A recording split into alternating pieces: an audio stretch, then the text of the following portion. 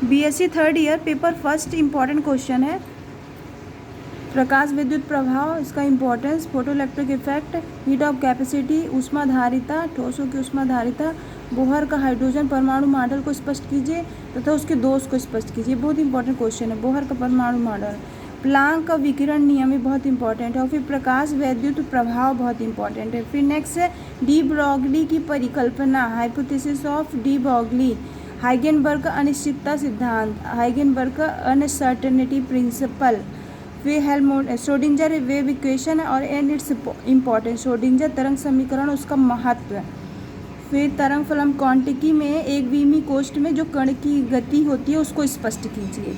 ये first unit का important part है। इसी का हाफ पार्ट में एटॉमिक ऑर्बिटल और मॉलिक्यूलर ऑर्बिटल का फॉर्मेशन में linear combination of molecular orbital में वेव फंक्शन क्या होता है इसको रिप्रेजेंट करना, ठीक है, उसको स्पष्ट कीजिए, ऐसा पूछ सकता है। प्रतिबंधी और आबंधी तरंग फलों की भौतिकी चित्रण, फिजिकल डायग्राम उनका, ये बहुत इंपॉर्टेंट क्वेश्चन है।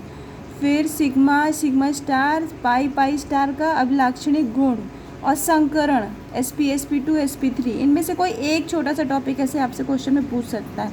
हाइड्रोजन के संयोजन बंध सिद्धांत का परिचय दीजिए, ये एक इंपॉर्टेंट क्वेश्चन है। ये फर्स्ट यूनिट इतने में कंप्लीट होता है। फिर नेक्स्ट सेकेंड यूनिट में क्या है, स्पेक्ट्रोस्कोपी का पार्ट है। तो मोस्ट इम्पॉर्टेंट पार्ट है विद्युत चुम्बकीय विकिरण क्या होते हैं उसको समझाइए। स्पेक्ट्रा का रीजन क्या है ना, स्पेक्ट्रल क्षेत्र के विभिन्न रीजन या क्षेत्रों को समझाइए। और बोर्न ओपेनॉट सन्निकटन सिद्धांत, एनर्जी का जो उन्होंने फॉर्मूला दिया उसको स्पष्ट कीजिए।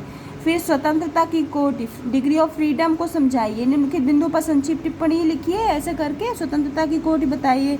घूर्णन स्पेक्ट्रा को स्पष्ट कीजिए। वर्ण नियम समझाइए। और इसमें बोल्स मैक्सवेल बोर्ड सिद्धांत और वर्ण नियम, ये इंपॉर्टेंट है। फिर आईआर स्पेक्ट्रोस्कोपी में आ जाइए। आईआर स्पेक्ट्रोस्कोपी में सबसे इम्पोर्टेंट है उसकी आवृत्ति कंपन में ऊर्जा स्तरों का वर्णन, इसका selection rule, second selection rule. फिर बल स्थिरांक का निर्धारण, फोर्स कांस्टेंट का निर्धारण।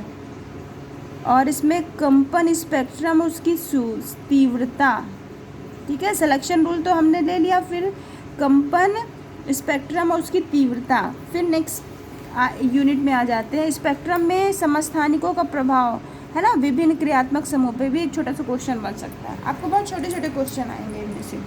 फिर नेक्स्ट है रमन स्पेक्ट्रोस्कोपी, यूनिट थर्ड में रमन स्पेक्ट्रोस्कोपी। रमन स्पेक्ट्रोस्कोपी में क्या क्या है, रमन स्पेक्ट्रा की परिकल्पना, ठीक है, क्या होती है रमन प्रभाव से कैसे, और कंपन रमन स्पेक्ट्रा को थोड़ा सा कॉम्बिनेशन रिप्रेजेंट कर सकता है। इसका सिलेक्शन रूल, इलेक्ट्रॉनिक संक्रमण, ठीक है, इसकी ध्रुवणता का संबंध और फ्रैंक कोंडल प्रिंसिपल, इसमें बहुत इंपॉर्टेंट है फ्रैंक कोंडल प्रिंसिपल।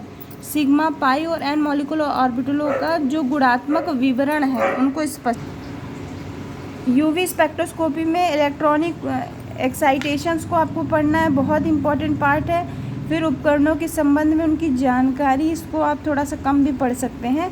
कार्बनिक यौगिकों की संरचना को ज्ञात करने के लिए यूवी क्यों उपयोगी है, अनुप्रयोग जिसको बोलते हैं ना, तो ये बहुत इंपॉर्टेंट पार्ट है।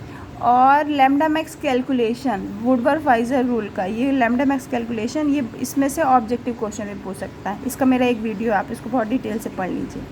केवल इतना ही है, यूवी स्पेक्ट्रोस्कोपी में एब्जॉर्प्शन लॉ है, अवशोषण का नियम है वुडवर्थ और फाइजर के नियम के अनुसार, और उनकी संरचना को ज्ञात करना है कार्बनिक यौगिकों का। तो इसको स्टडी करके बस एप्लीकेशन पढ़ना है आपको। फिर नेक्स्ट पार्ट में आ जाता है फोटोकेमिस्ट्री। फोटोकेमिस्ट्री प्रकाश रसायन में, इसमें ग्रोथर ड्रॉपर्स का नियम बहुत इंपॉर्टेंट है, स्टार्क आइंस्टीन का नियम है बहुत इम्पॉर्टेंट है, और सबसे इम्पॉर्टेंट है जेबलास्की आरेख, जेबलास्की का आरेख। इसका मेरा एक वीडियो है, आप इसको ज़रूर देखिएगा, जेबलास्की का आरेख। और यहाँ पे फॉस्फोरिसेंस और स्फुरदीप्ति है ना, प्रतिदीप्ति और स्फुरदीप्ति दो है, फॉस्फोरिसेंस और फ्लोरिसेंस, ये वर्ड बोलते हैं। ये बहुत इंपॉर्टेंट क्वेश्चन है, फ्लोरिसेंस और प्रतिदीप्ति गुणात्मक विवरण और स्फुरदीप्ति अभिकरणीय क्रिया, है ना। इसमें इंटर परिवर्तन, है ना, इंटर सिस्टम क्रॉसिंग और इंटर क्रॉसिंग, ये दो पार्ट हैं इसी के। ये बहुत इंपॉर्टेंट क्वेश्चन, ये जेबलास्की डायग्राम में आपका क्लियर हो जाता है। और क्वांटम दक्षता छोटा सा इम्पोर्टेंट क्वेश्चन है, बहुत इम्पोर्टेंट, क्वांटम दक्षता इसको आप पढ़ लेंगे। और यौगिकों की प्रकाश रासायनिक क्रिया, ठीक है, इसको आपको पढ़ने की थोड़ा सा पढ़ लीजिएगा, नॉलेज टाइप फर्स्ट और सेकेंड। फिर लास्ट 5th यूनिट है, इसमें गुणकता है ना, इसको पढ़ना है। और विध्रुवीय गुण है ना, प्रेरित द्विध्रुव ये क्या होता है, इसको पढ़ लीजिए। और इसमें सबसे इम्पोर्टेंट है पराचुंबकी, अनुचुंबकी और लौह चुंबकी, ठीक है, चुंबकीय गुण को प्रदर्शित करने वाली जो यहाँ पे तापी विधि है, अपवर्तन विधि है, इनको थोड़ा सा हम लोग को स्टडी करना है, ये बहुत इंपॉर्टेंट पार्ट है। तो कुल मिला के पूरे सिलेबस का ये रिव्यू हो गया।